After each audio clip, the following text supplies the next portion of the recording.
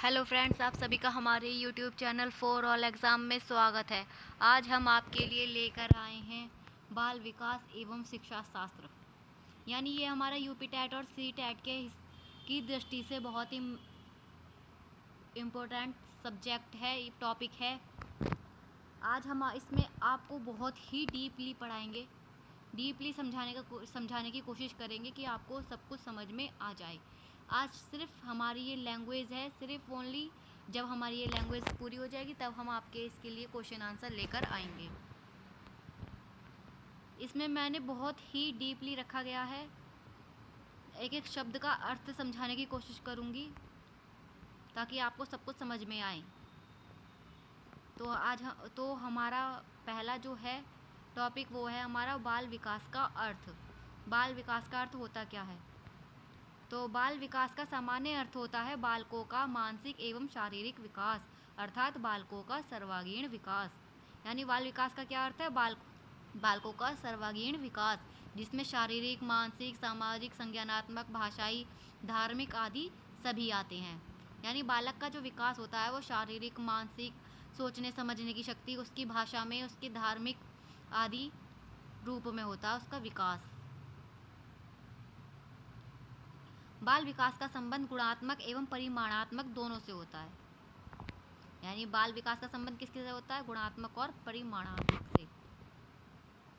अब ये कुछ विद्वानों ने बाल विकास की कुछ परिभाषाएं दी हैं। ये भी हमसे क्वेश्चन में पूछ लेता है कि जैसे विकास एक क्रमिक एवं मंद गति से चलने वाली प्रक्रिया है, यह किसने कहा? तो ये किसने कहा? रिक ने कहा। तो इन डेफिनेशंस को हम देखेंगे। रिक के अनुसार विकास एक क्रमिक एवं मंद गति से चलने वाली प्रक्रिया है। क्रो ने क्या कहा?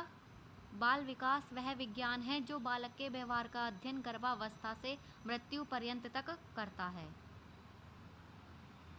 यानी बाल विकास वह विज्ञान है जो बालक के व्यवहार का अध्ययन गर्भावस्था से मृत्यु पर्यंत तक करता है। यानी विकास जो है वो हमारा वो जन्म से लेकर मृत्यु तक चलता है। हमारा विकास जो होता है वो गर्भावस्था से मृत्यु पर्यंत तक होता है। हरलॉक के अनुसार बाल विकास मनोविज्ञान की वह शाखा है जो गर्भाधान से लेकर मृत्यु पर्यंत तक होने वाले मनुष्य के विकास के विभिन्न अवस्थाओं में होने वाले परिवर्तनों का अध्ययन करती है। तो हरलॉक ने क्या कहा? बाल विकास मनोविज्ञान की वह शाखा है जो गर्भाधान से लेकर मृत्यु पर्यंत तक होने वाले मनुष्य के विकास के विभिन्न अवस्थाओं में होने वाले परिवर्तनों का अध्ययन करती है। ये तो थे हमारे कुछ विद्वानों ने जो विकास के बारे में अपनी परिभाषाएं दी हैं। ये वो थी। ये भी एक नंबर का क्वेश्चन आ जाता है। एक क्वेश्चन आ जाता है कि ये वाक्य किसने कहा। अब हमारा बाल विकास की आवश्यकता। बाल विकास की आवश्यकता क्यों हुई?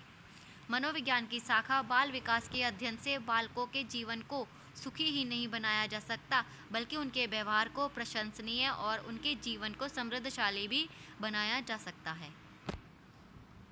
यानी बाल विकास के अध्ययन से जीवन ही सुखी नहीं बनता, बल्कि उसके व्यवहार में भी, उसका व्यवहार की भी प्रशंसा होती है और उसका जीवन भी समृद्धशाली बनता है। इस विषय के अध्ययन की आवश्यकता शिक्षक, बाल चिकित्सक, बाल सुधारक आदि सभी को होती है। इस विषय की आवश्यकता निम्न रूप से समाज में हो सकती है। समाज में किन किन रूपों में इसकी आवश्यकता होती है, अब ये देखेंगे। बालकों के स्वभाव को समझने में उपयोगी, बालकों के शिक्षण एवं शिक्षा में उपयोगी, बालकों के विकास को समझने में सहायक, कि बालक का विकास कहाँ से कहाँ तक हुआ है, बालकों के लिए उपयुक्त वातावरण बनाने में सहायक, बालकों के व्यक्तित्व विकास को समझने में उपयोगी, बालकों के व्यवहार के नियंत्रण में सहायक, बाल निर्देशन में सहायक, बाल व्यवहार के संबंध में पूर्व कथन करने में सहायक। यानी हम बाल व्यवहार के संबंध में हम बालक के विषय में उसके पूर्व कथन भी बता सकते हैं कि ये बालक कैसा है, कि इसकी रुचि कैसी है। सुखी पारिवारिक जीवन बिताने में सहायक। अब है बाल विकास के क्षेत्र। बाल विकास का क्षेत्र अत्यंत ही विस्तृत एवं व्यापक है। यह बालक के विकास के सभी आयाम, स्वरूप, असमानताओं, शारीरिक एवं मानसिक परिवर्तन तथा उनको प्रभावित करने वाले सभी तत्वों का अध्ययन करता है। यानी बाल विकास के अंतर्गत क्या क्या होता है? आयाम, बालक के आयाम, स्वरूप, असमानता, उसकी शारीरिक और मानसिक परिवर्तन और उसको प्रभावित करने वाले सभी तत्वों का अध्ययन करता है। बाल विकास के विषय क्षेत्र के अंतर्गत निम्न से क्षेत्रों को सम्मिलित किया जाता है। बाल विकास की विभिन्न अवस्थाओं का अध्ययन, यानी इसमें हम बाल विकास की विभिन्न अवस्थाओं का अध्ययन करते हैं। बाल विकास के विभिन्न पहलुओं का अध्ययन, बाल विकास को प्रभावित करने वाले तत्वों का अध्ययन, बालकों की विभिन्न असमानताओं का अध्ययन, मानसिक स्वास्थ्य विज्ञान का अध्ययन, बाल व्यवहारों और अंतःक्रियाओं का अध्ययन, बालकों की रुचियों का अध्ययन, बालकों की विभिन्न मानसिक प्रक्रियाओं का अध्ययन, बालकों की व्यक्तिक भिन्नताओं का अध्ययन, यानी हर बालक किसी दूसरे बालक से भिन्न ही होता है, यानी उसमें क्या क्या भिन्नताएं होती हैं।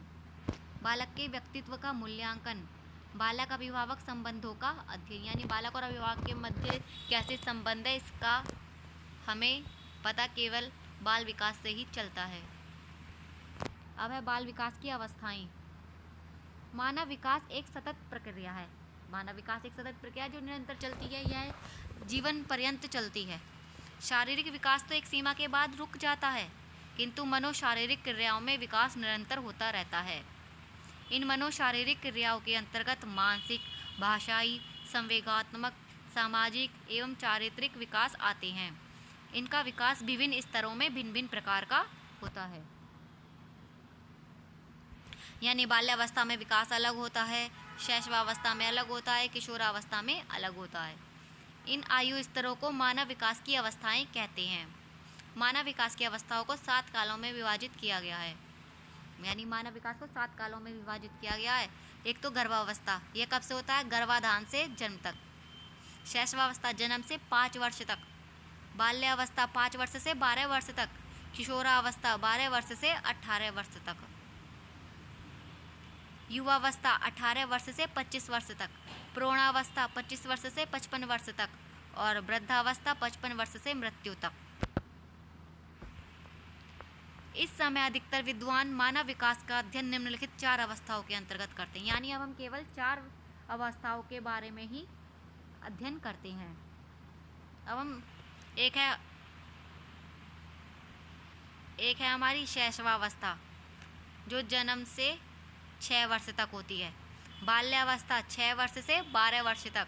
और किशोरावस्था 12 वर्ष से 18 वर्ष तक। और वयस्कावस्था 18 वर्ष से मृत्यु तक। यानी कुछ विद्वानों ने अब इन अवस्थाओं को 7 रूपों में से हटाकर 4 रूपों में कर दिया है। अब है हमारी शैशवावस्था। जन्म से 6 वर्ष तक की अवस्था को शैशवावस्था कहा जाता है। इसमें जन्म से 3 वर्ष तक बच्चों का शारीरिक एवं मानसिक विकास तेजी से होता है। यानी शैशवावस्था में जन्म से लेकर 3 वर्ष तक बच्चों का जो शारीरिक और मानसिक विकास होता है वो तीव्र गति से होता है। इसमें अनुकरण और दोहराने की तीव्र प्रवृत्ति पाई जाती है बच्चों में। बच्चों का सामाजिकरण भी प्रारंभ हो जाता है शैशवावस्था में। इस काल में जिज्ञासा की तीव्र प्रवृत्ति बच्चों में पाई जाती है। मनोवैज्ञानिकों की दृष्टि से यह काल भाषा सीखने की सर्वोत्तम अवस्था है। यानी इस काल को हम भाषा का काल भी कहते हैं। इन्हीं सब कारणों से यह काल शिक्षा की दृष्टि से सर्वाधिक महत्वपूर्ण माना जाता है।